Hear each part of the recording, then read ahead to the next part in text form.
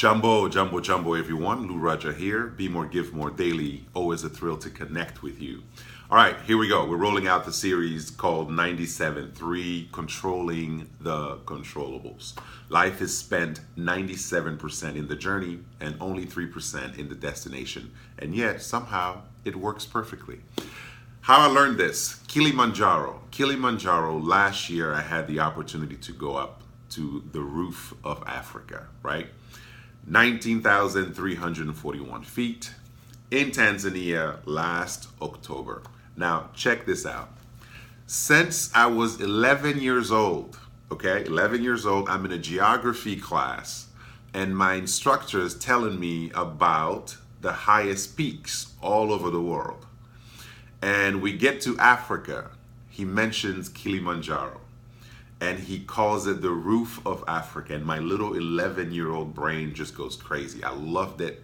I've been fascinated by it ever since.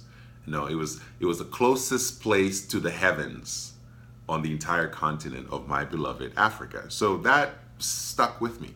So I've always been fascinated with it.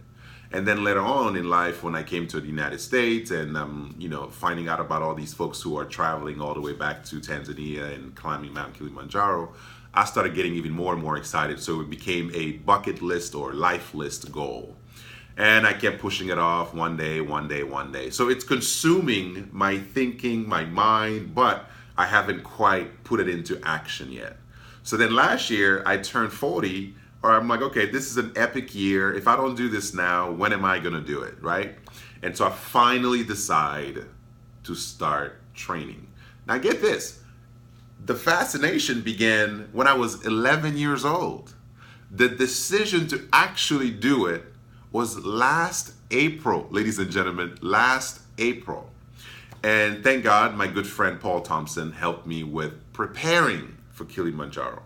We did 21 hikes between last April all the way to October, 21 hikes.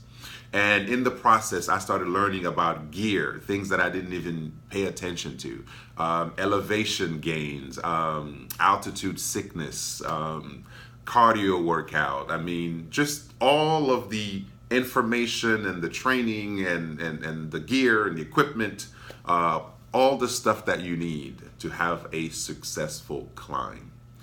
Then, you go through the logistics. You work with the company that helps you with the day-to-day and connecting with the folks on the ground over there. So there's a lot of logistics, a lot of money and planning and all of that stuff.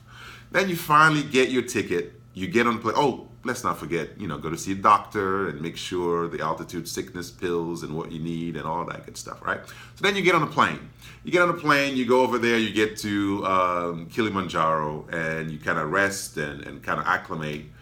And then 6.5 days of just trekking up, sleeping in little tents, trekking again, sleeping in little tents, trek again, and climb through walls, go through different terrains. We're talking rainforest and alpine, desert, Arctic, you name it.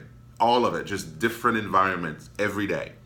So all of that, ladies and gentlemen, all of that for a 19 minutes. That was it, 19 minutes when I finally got to the top. That's it. 19 minutes. In fact, 19 miserable minutes, okay? I was tired, I was exhausted, altitude sickness, I was weak, and it was cold, super cold at the top and super windy. But I had tears of joy because I made it. 19 minutes, also known as 3%. And yet look at all of the stuff that it took just to spend 19 minutes on the roof of Africa. From an 11-year-old boy in a geography class to a 40-year-old guy just scrambling to get to the top and huffing and puffing all the way to 19 minutes. Uhuru is the top. It's called freedom. Uhuru, it's freedom in Swahili. That's the top of Kilimanjaro. 3%, but it was worth all of it.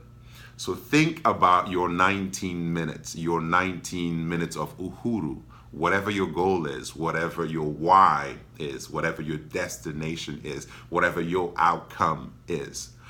And then get ready for the 97% of pain, frustration, pleasure, everything that comes with the journey. So that's where I get the 97.3. So understanding where you can really, work on the controllables, the 97%, so you can enjoy the reward of all of the hard work. That's it. That's how the two work. 97.3. That's what Kilimanjaro taught me, and I hope you can apply that in your own journey versus destination connection. All right. Be more, give more. We'll continue tomorrow. See you then. Cheers.